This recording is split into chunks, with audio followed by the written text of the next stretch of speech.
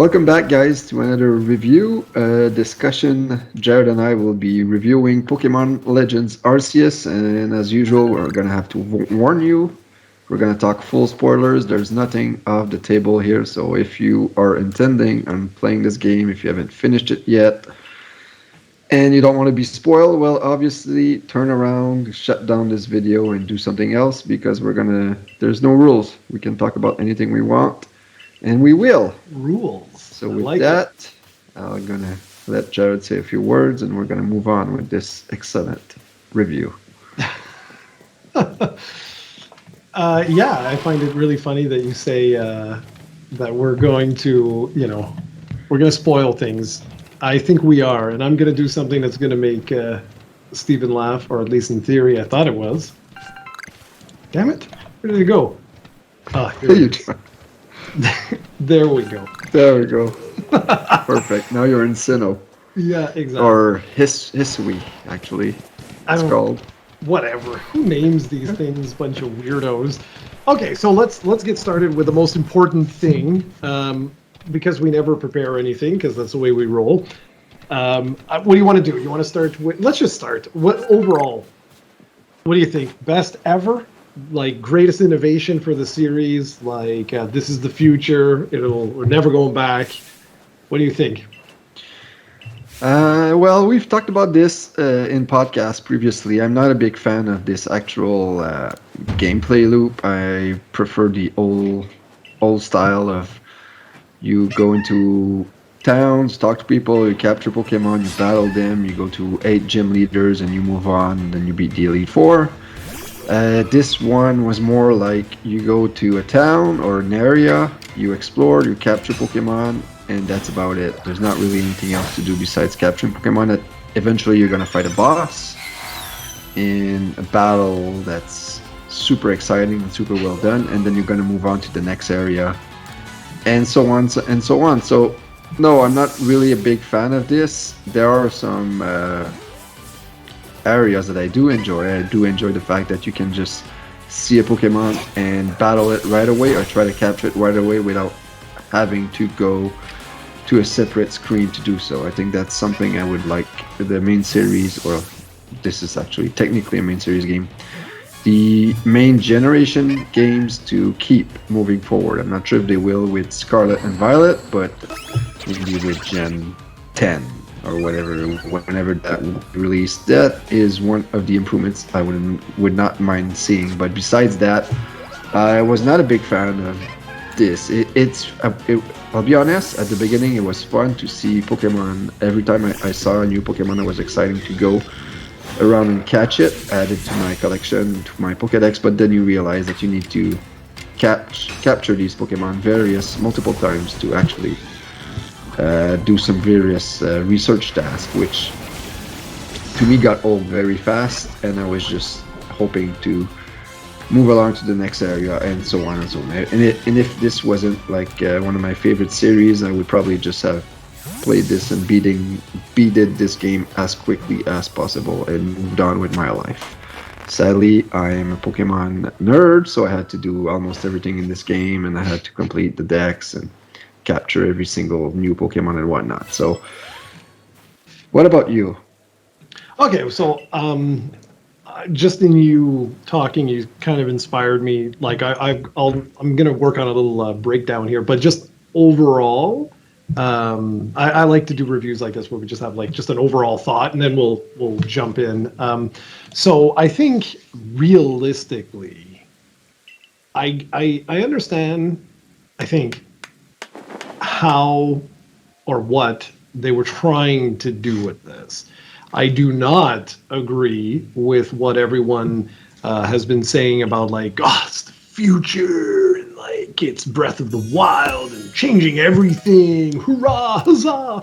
I don't buy that, because as soon as I was done this, right, which like what 3 days ago or whatever it was, went and started playing what is it, BDSP, and immediately was having more fun. Like just immediately. and I actually went and put in Shield for like just a few minutes. I wanted to just see something, so I went into the open areas. They were the wild areas or whatever the hell they're called, and I just started to like just go around, like just exploring a bit, and because it's been quite a while since I went and played through any of those. And anyways, so it feels like an evolution of that area. It really does, like in certain areas, and I kind of feel like, and this is the best way I can sort of sum up my whole experience with this, is like Steven was working at like Game Freak and was sort of like, like I like these areas, like maybe there's something we could do there. I get the feeling, and again, maybe it's just totally me, I just get the feeling that it's like someone had an idea of saying, you know what, there's something here with these like wild areas. Maybe we could like expand this kind of concept, pull in like Monster Hunter kind of like esque like missions and things like that, and voila, there you go. Like, we'll have like some game or whatever. But I couldn't help but shake that feeling that this was not complete. That the idea was not a fully fleshed out idea. And you said it best, either in the last video we did or the one before that or whatever. But you really did say it best, where you were like, sort of like, it's like a 10-hour game or something like that, And I honestly think it should have been. The whole research element there really, truly serves no purpose. I don't care what your reward is or anything like that.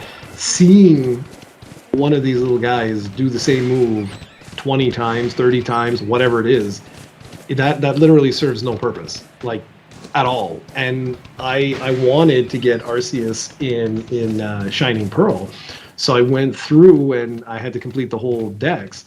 And as I was going through to complete the dex, I was just like, there's literally like no, because like some of the new evolutions, like where you have to do a move in Agile for like 20 times.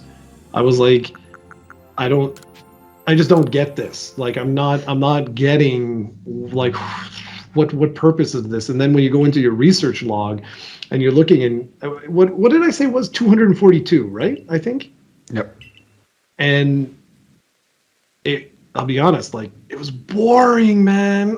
Like, it was so tedious. And I was telling you, like, for some of them, I was just like, I don't know if I can do this. Like, this is like, you had to wait for the distortion fields and stuff like that. And I don't know. I want to break this down so that we have a cohesive review here. But just overall, is that my feelings is that there's something there. I will give them that. There's something there, but it just, I found the execution. You said it, like the gameplay loop feels off. Like it just, and I'm not like some uber nerd. Although I'm bigger. I mean, I'm played. Realize I actually looked and I went and I was like, I've played both versions of every one that have come out for like quite a while now. So I'm like, yeah, I've turned into a big nerd too. So whatever. But anyways, yeah. So that's my overall impression. Is that I think there's a concept here that could be very, very interesting. And again, like when I went back and now I'm going through Brilliant Diamond, and I'm like, there's something there. I just don't think they executed it well. I did not find the completing the decks as tedious as you did, because I just completed the decks in Brilliant Diamond like maybe a week before this game came out, and it was something new for me to do. Like I said, I had no reason to do it.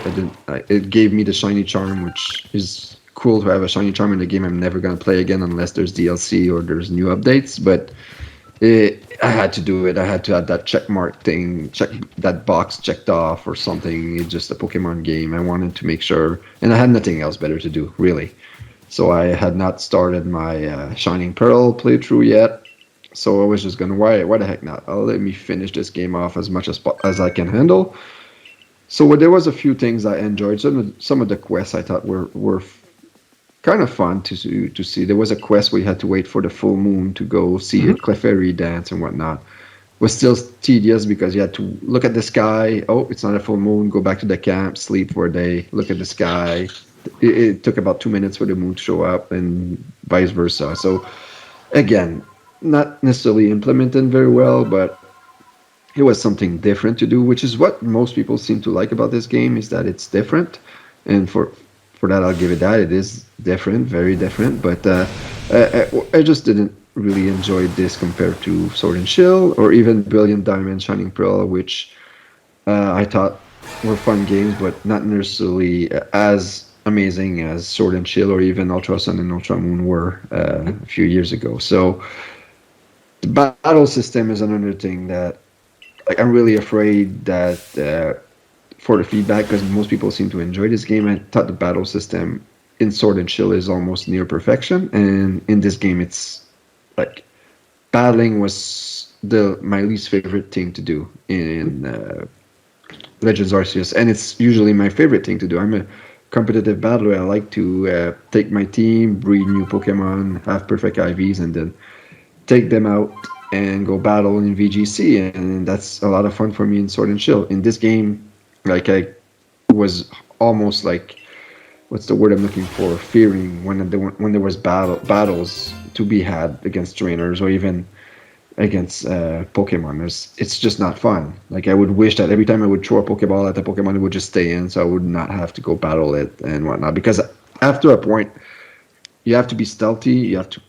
Most Pokemon, you have to be stealthy, and if you don't catch them the first time around, they won't go into the Pokeball. When you throw them, it will just do like duck, and you have to battle them in order to catch them. So, Okay, well, thanks to you and Saribi, because I mean, you mentioned this earlier to me before I had like gotten like too deep into it, and I was getting more and more frustrated. I don't know what it was. I really don't know what it was.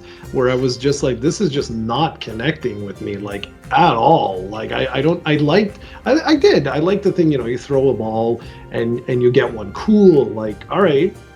Not so cool when you have to do it 25 times, but whatever.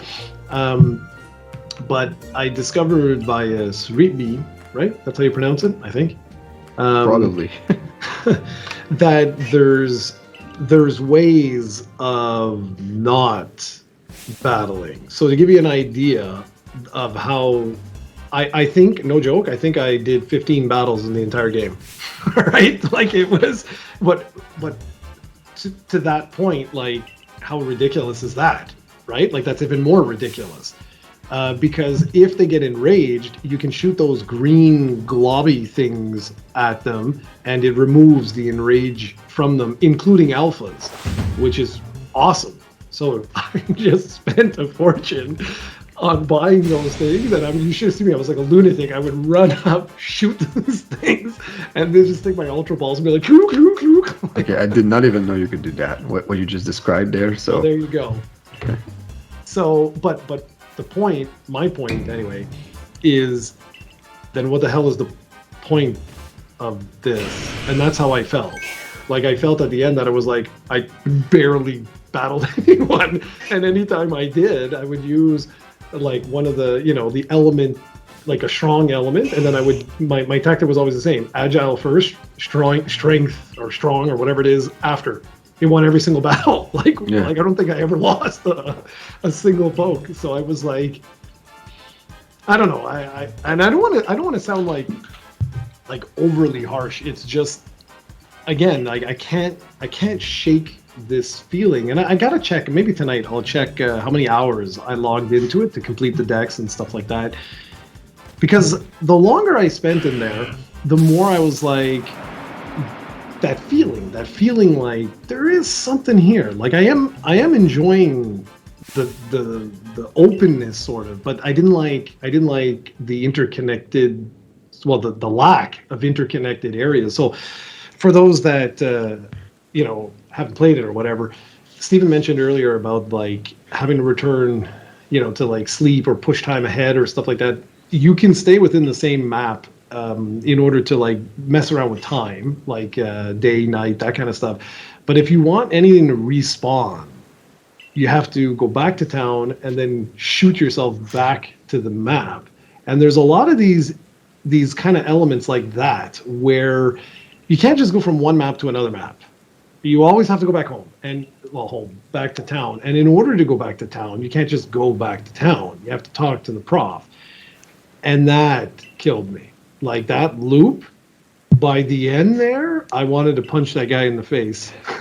like, I was just like, what are you? Are you like the gatekeeper? Are you like just standing there? Like he's always at whatever camp you spawn at. Like he always knows where you'll be. So that I just found was kind of tedious, and I have to say it just in case because I don't want to forget.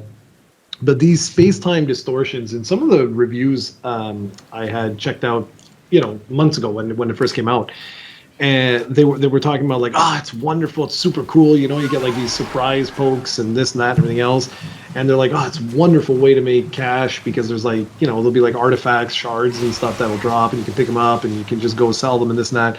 I don't know what people are talking about. So unless I am the most unlucky human alive, I never saw a single, not one, space-time distortion in my entire playthrough until I was going to complete the decks. So I actually thought these people were full of crap because I was like, what are you even talking about? It was you who was like, no, yeah, you have to wait and like it resets after so many minutes and this and that and everything else. And that I just found hyper annoying. And I know the whole series, ever since its inception, you had your random encounter, so you'd go around the grass and you'd have say like a 5% drop rate or 1% drop rate or whatever of a certain poke. For whatever reason, man, I find that so much more exhilarating than literally standing there looking at the sky for possibly 40 minutes while I'm waiting for this stupid thing to just pop. And then when it finally pops and I go in there, it's all pokes I have. I'm just like, yeah. Yeah, for those that don't know, basically those space-time distortions, they have a chance to spawn every 5 minutes. And that's every real 5 minutes in real time. And if they don't spawn, like they could spawn right away or they could spawn in an hour, you never know. And for me, I had no problem getting them during the main game. It's just that at that point, I was not going there because it was not in my... I did not necessarily want to go there because you get your ass kicked. There's strong Pokemon and I was not in the... I was just completing my decks around and doing various tasks. I didn't want to go there. And then after, when I was doing the post game and I needed those things to spawn, then they wouldn't spawn. So it was like very frustrating. So basically I had my Switch on. I would do like dishes or supper, and every 5 minutes I would check the map, because if you check the map you can see this little twirly thing, and if it was there I would go. If it wasn't there, well, I'll wait another 5 minutes and I'll check. So yeah, it's a fun gameplay. It's just that it spawns, it's not well implemented because it doesn't spawn that often when you need it to, and it's, I don't know. It could have maybe instead of every 5 minutes, every 3 minutes you have a chance of it spawning or whatever, and then when it spawns you go there and you need to wait 5 minutes before it starts. It's all very tedious stuff. So yeah, exactly.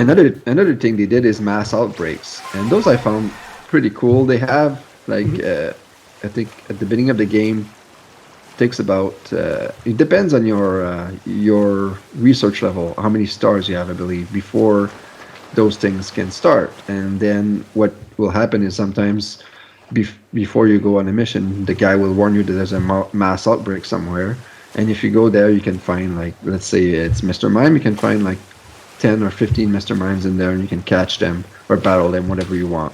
Sometimes it's rarer Pokemon. They also have increased shiny odds, like very big increased shiny odds when you go to do those outbreaks.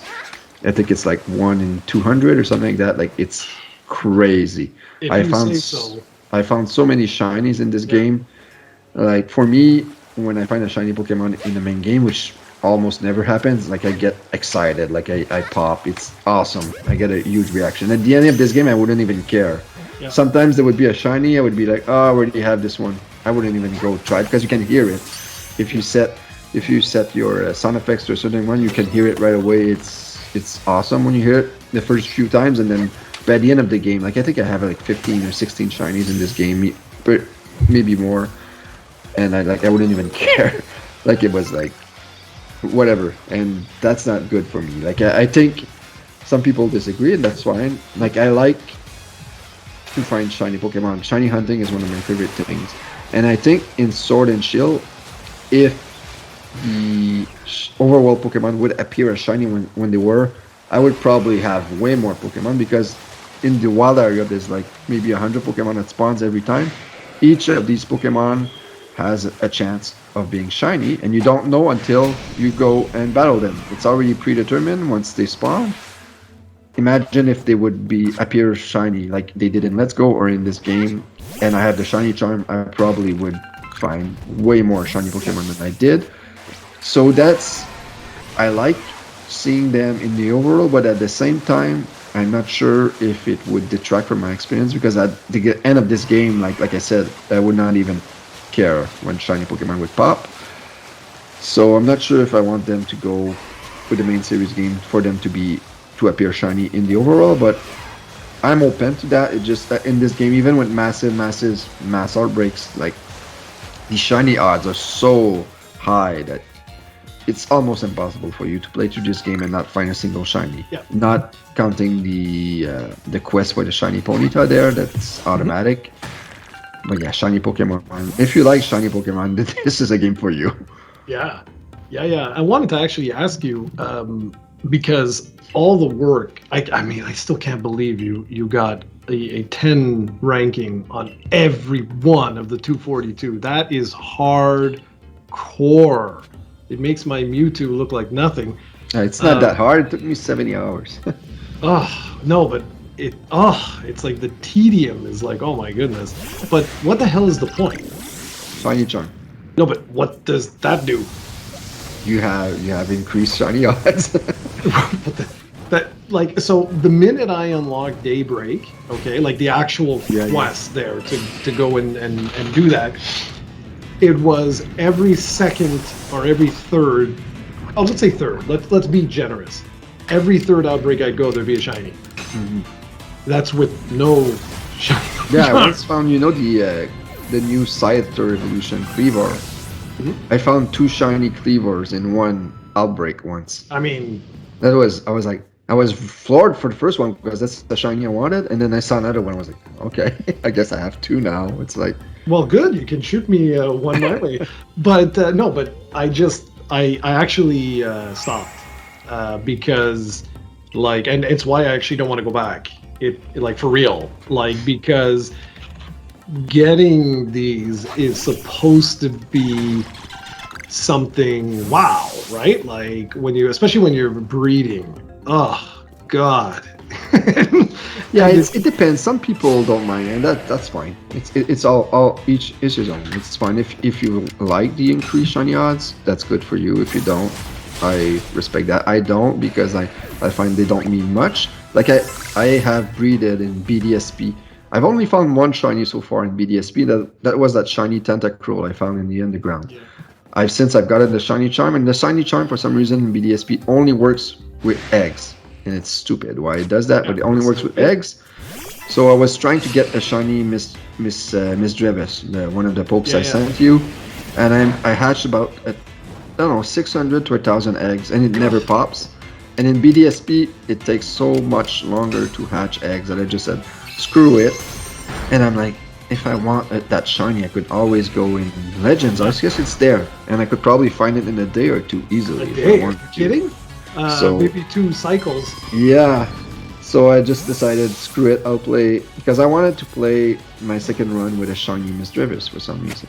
But whatever, I'll just play my second run with a regular Miss Drevis. But the point is, shiny hunting in this game is a joke. And I wasn't even excited. Everyone is allowed their opinion, right? Everyone, you're allowed your opinion. Everyone's allowed your opinion. But for me, Except it's you. like you devalue the like imagine, okay, just I mean eventually, you correct me if I'm wrong, but eventually Arceus will be connected to the bank, right? Yeah. Okay, so next, like what is it, Violet, is it Scarlet Violet or Violet Scarlet? Who knows? I think it's Scarlet Violet, but Okay, well that means you have to play Scarlet and I got to play Violet. That's our go-to. You always pick the first one, and I always pick the second one. So, all right, that's good to know. It's just like every single person you meet is gonna have full team shinies, like galore. Well, the shiny devaluation argument has been going on for a while, and it's a nice one to have. And there's multiple point of views, but because the thing is, there's Pokemon Go exists, and Pokemon Go has things called raids and community days. And in community days, like the increased shiny odds are huge. Like you can probably, if you play the full 3 hours, can probably catch like 15-20 shinies of that Pokemon Really? easily, and that's connected to home. So that's already been. Okay, I didn't. I'm not I don't play Pokemon Go. Basically, I play it maybe once or twice a year, if that now. So I'm not a huge fan of Go. Like I think it does devalue shinies. Again, that depends on who you are, especially since in Go you have access to legendary or mythical shinies in raids that I would have no chance of getting because you need friends. I don't have friends because five stars raids I cannot do on my own because my Pokemon sucks in Pokemon Go. I barely play the game. So whatever the case may be, home will be unlocked soon, I hope, with Legends and with BDSP, and like you said, you'll be able to transfer shinies easily. But c'est la vie. Yeah. So what did you think of, I don't even remember the story because I got to the point where I was just like, I don't even care anymore. I was just like, go. Yeah, I want to talk about the story. You just played it, but you said you don't remember. I don't remember much about it. I thought what was interesting, because Cranberry left a comment on one of our podcasts, and I didn't want to spoil this for her, but she says this is the past, but it's not actually the past at all. This is not Sinnoh in the past. This is actually an alternate universe. And that's what explains all these new Pokemon that you can't find anywhere else. This is actually a multiverse, if you will, created by Arceus, who can basically God, and he can create whatever you want. And like you find out that Arceus can make unlimited copies of himself. Basically, when you capture it at the end, it just lands himself one of him. And that's what I found interesting. I always thought this was the past. This was Sinnoh in the past. But then you realize why are there like these Hisuian forms that are now extinct? Doesn't really make sense. I guess there are fossils that are extinct now, but we would have found traces of them. And there's these new Pokemon evolutions and whatever it will be. But there's also, I don't remember his name, because the way this is revealed, I think it's the third or fourth island. There's a character from Black and White, or Black and White 2, that is in this game, and it's the same exact character. It's not like a character that resembles another one. It's the same exact character, and just like Hugh, he's in this. He doesn't know how he got here. But that's how we know it's an alternate universe. He was sent here by Arceus, or by, what's the name of the bad guy? You find out at the end that he's a bad guy. He's a merchant, whatever. And you find out that it's him who somehow activated Arceus. He wanted like the legendaries, like Dialga, Palkia, and what's the name? Giratina, whatever it is. The story is a bit complex in the sense that it's like technobabble, like there's stuff in there that's just there so that it gives the writers an excuse for you to progress the story. It doesn't really it's like Star Trek. Sometimes it's just babbling and whatnot, but it's fun. I did enjoy some part of the story. I was glad to see that this is an alternate universe. However, like I said when we talked about Scarlet and Violet, in the trailer of Scarlet and Violet, there's a Hisuian Zoria or Zoroark, whatever it is. And I'm like, I hope they explain why that's there, because this is an alternate universe. It should not be there unless there's portals or whatnot. They have to explain this. Knowing Pokemon, they might not explain it. They might just be, it is there and accept it or shut up. Move. That's right. Say, I think that will be it. That's I would want, even if it's just a 2 second. Oh, there's a portal there. Boom, this Pokemon is now here. That's it. I don't care. It's there. At I least think you're you tried. asking for a lot. Yeah, but yeah, that's what I hope. But yeah, this is something that I think most people might. I don't think you even realized it, right? That this is not the past. This is not Sinnoh in the past. This is actually an alternate No, universe. but you're right. You're right. I remember. I remember when you start to realize, because they don't actually focus on time. Like it's not. It's like the marketing sort of alludes to the fact that this is time based, but when you're actually in it, it's not focusing on saying like, oh, you're from the future, you're future man. Yeah. You know, it's sort of thing. It's saying that like you fell out of the sky, and it's all about the portal and all about that kind of stuff. It's not about time. So it's interesting you talking about this now is like, yeah, okay, that makes a lot more sense. Yeah, and you do this actual universe is a time where they haven't learned yet how to live with Pokemon. Yeah. Most people are actually terrified of even like Caterpies and stuff like that. I don't think Caterpie is in this game. Is he? I don't think so. Whatever. Yeah, They're afraid of any Pokemon. Like they don't know how to coexist, and that's where you are. And they're surprised. The first task they give you is to catch 3 Pokemon, and they say, "Hopefully you'll survive this." It's like, are you kidding me?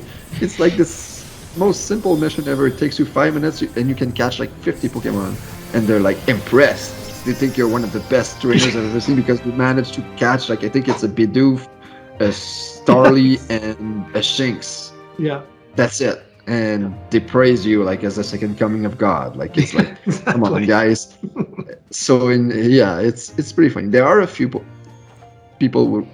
few trainers in here that actually have Pokemon and battle you and stuff like that. Like we mentioned before, these battles are nothing to write home about. Not like the main series is challenging or anything, but at least the battle system is fun.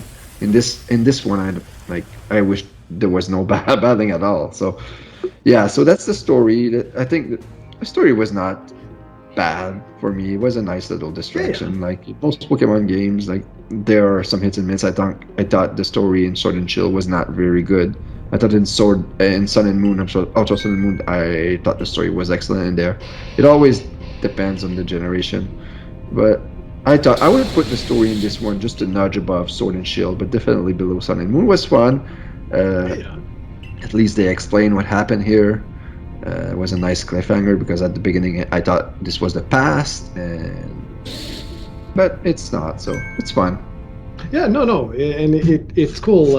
It's funny, you know, like as you're talking, I read somewhere about Scarlet and Violet, and like fan theories. They were saying like in Brilliant Diamond and Shining Pearl, like right in the hometown, you can see there's flower patches that are both scarlet and violet, and they're like, aha, you see, and it's funny because like I was thinking while you were talking about this, like even though it has nothing to do with the story, I was wondering, like, did you notice any connections in this one? Because I was like, I didn't see anything like that.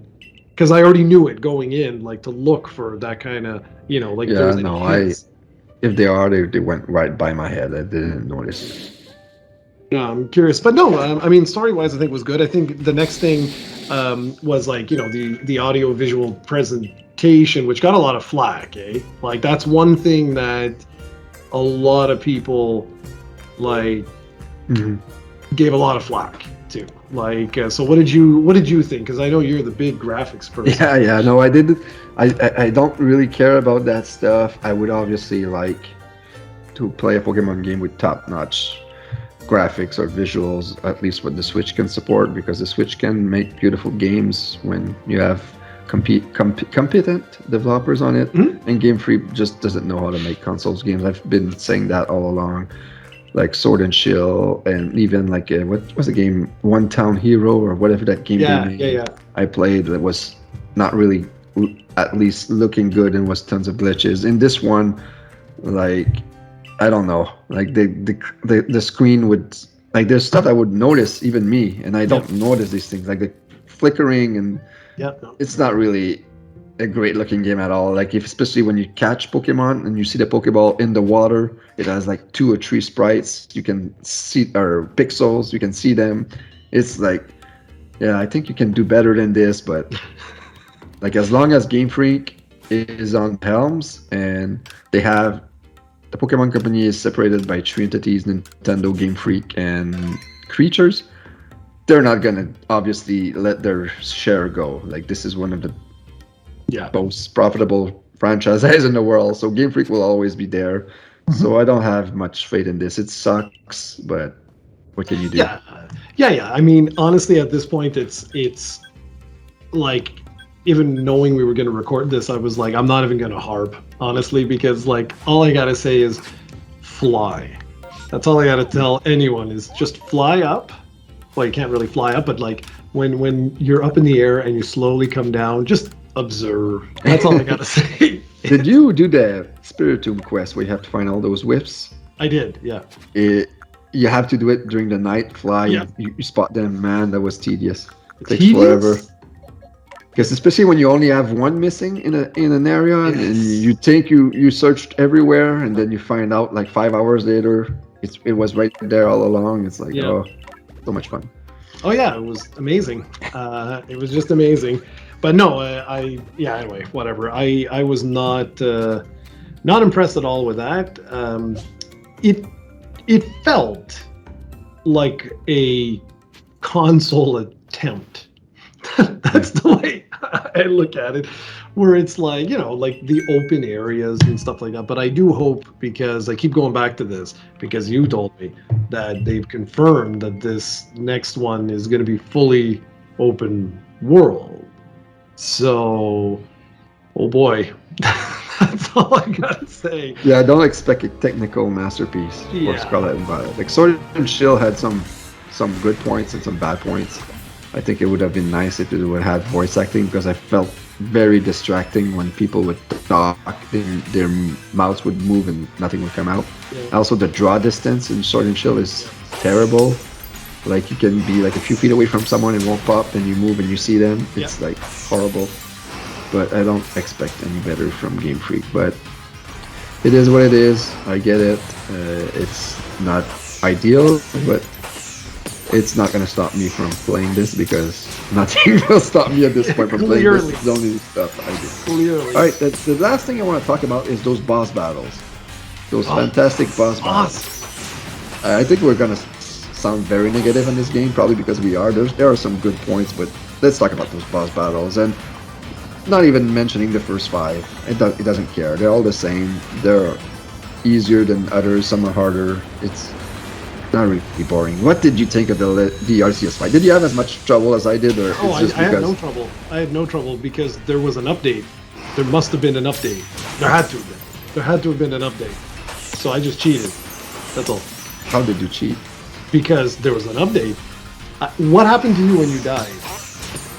I pressed the start again, and then I would start again from like. Okay, so there was an update. There must have been an update then.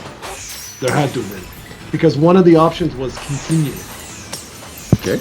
And if you continued, he keeps his life that you depleted, and you could just continue there. So. Yeah, that's what I did. But I died like 5 times. Continue. Oh yeah, no. Me too. I died like 20 times. That's okay, but just continue. Yeah. That's just like continuing. But I was like up 5 times. I think is not even enough. And probably more than 10. And I was like so frustrating with this, because I'm like, this is never fun. I hate this. And unlike you, I have not played anything else besides Animal Crossing and this. So I suck at action games now. So having to dodge all his attacks while, like, there's like a fraction of a second to throw a light ball at him, and then you have to go back to dodging. So you do so little damage to him, and by the time I'm dead, sometimes when I would continue, like, because they don't let you continue from his health. It's either 3/4, half, a quarter. So if you don't get to half, you have to start again from 3/4. So that's why I felt it so frustrating. And unlike the other battles, like you could just throw Pokeballs or throw those balls at him and get hit. Don't care, just throw balls. This Arceus, it doesn't matter. You're gonna die almost instantly, Yeah. and you don't have time to attack him. So I hated that fight. Yeah, well, I just wanted to capture it in the traditional way, but yeah, and I think the for me what really irked me with that one was like you deplete a quarter or half or whatever, and they're like use a poke. So I throw a poke, and you stun him for 2 seconds, and then it's like all over again. And I was like, why the hell? If you're gonna do that, right? Like if you're gonna do that, why not do it so that he slouches or whatever, like at the very end, that he slouches and it turns into a real battle where you can actually capture him or something like that. Instead it's like you survive and oh, here you go, here's a piece of me, all right, peace out. I was like, it felt so anticlimactic where I was just like, wow. So I'm like, and I knew going in because you had told me, like, you were like, good luck with that. And I was just sitting there, I was like, yeah, this is just all sorts of terrible. Like, it was so bad because all the other battles, I literally did that, I like practically stood still and just ping, ping, ping. yeah. Like, that was it. And then with this, it's like they expect you to be like Jackie Chan, like, going around. I know, it's like if it would have been fun, but I don't know. Like for me, these battles were not fun at all. Like I hated these battles. Like, and this is the last part of the game. This is what they make you work for. They make you complete the decks. All this work for this moment. Like, wow, thank you. Yeah, it was. I want to start another run again and play this game all the way just to do this again. That's right. I do have to give kudos though to one thing. I will give kudos to one thing, which is it was one of the only times where, like, I was like, okay, well, we have to complete the decks for the story. Mm-hmm. Like, to actually finish the story. And I actually liked that. Like, I thought that was actually cool. I didn't like the the sort of ending, but at least like with that. And by the way, did I press a button or something? Because nothing happened after I finished. Like I thought we were gonna get like some other ending or credits or like nothing. No, it's just basically like nothing. Here's a piece of me. Yeah, you get Arceus. That's it. Yeah, which is probably the best reward ever in a game, in the Pokemon game for completing the decks. Usually they give you a certificate, and in some games they give you the shiny charm, which not everybody cares for. Now you get a freaking mythical Pokemon, so that's nice. But no, there's no, like the story, as much as I praised it earlier, like it doesn't really explain much after that. After the credits, you don't, like the post game, you learn a few things, you learn who the true bad guy is, for starters, but then... But that was the thing. Like I thought that was like really I would have cool. liked to be returned to my time. You know, they return you to your universe, your time room, and then you meet your family and a nice end right there. And then once you start the game, you start it before the fight. Most RPGs do that, something like that. That would have been fun, at least. But no, nothing. Nothing. Exactly. And I'm like the camera just, and I'm like, okay, like. I guess I'll just leave now. Like, I was like, what the hell? And I actually had to like look up online because I was like, I really did. I thought I had pressed something cancel or whatever, but I was like, okay, that's weird. But I'm curious. So I guess like one of the last things is like Daybreak was announced fairly short. It was on Pokemon the day. Day. Yeah, Pokemon which Day. was when? When was that? February 27, I think. So about a month after release? Yeah, almost. It's January 28th. So yeah, a month. Okay, so we're going on what, like almost 2 months? We're past 2 months now. Okay. We're in April, so it's gonna be. No, I meant months. 2 months since February, right? Like since that event, and we haven't heard anything. So do you think there will be any other updates? I'm not sure. I would have thought so, because technically in BDSP we still don't have access to Celebi and Deoxys. So there's 2 medicals we're missing in BDSP. that I thought maybe they would distribute, or there would be like another event, or now I think it's just once home will be implemented, you'll be able to transfer them in to complete the decks or whatever it is. Oh, that's But lame. because like I don't see anything else right now for BDSP, and in Legends maybe they could another update soon because that game is losing steam now. But Yeah. do they want to do that, or did they want to concentrate on promoting Scarlet and Violet? I don't know. Like tomorrow, there's an event in Sword and Shield. You have to do your 3 battles to get your shiny Moltres. Tomorrow? I thought it was Friday. Well, tomorrow night. So yeah, you're right. It's Friday, but technically tomorrow night at like I believe 8 p.m. it starts because yeah, it's Yeah, Japan. I only time, have to do whatever. 3 battles, so I'll get my Yeah. butt handed to me 3 times, and Yeah. there we go. Yeah. So that's it. I think we're pretty much done there. As Yeah. So as you guys know, I mean, I don't know about Steven, but definitely like top 3 games of all time. number one for sure. Don't even top 3. Why? Like it's Link to the Past, Super Mario World, and then This. Legends Arceus, of course. Oh yes, yes. I cannot wait for this year's like top 10. Oh, it's gonna be epic. All sorts of epic. Like yours, there'll be literally one thing. So we have Scarlet, Violet. That's it. You That's have all not I- even an honorable mention. Nothing. Just that. Yeah. Okay, well, that's it. Thanks for watching, guys.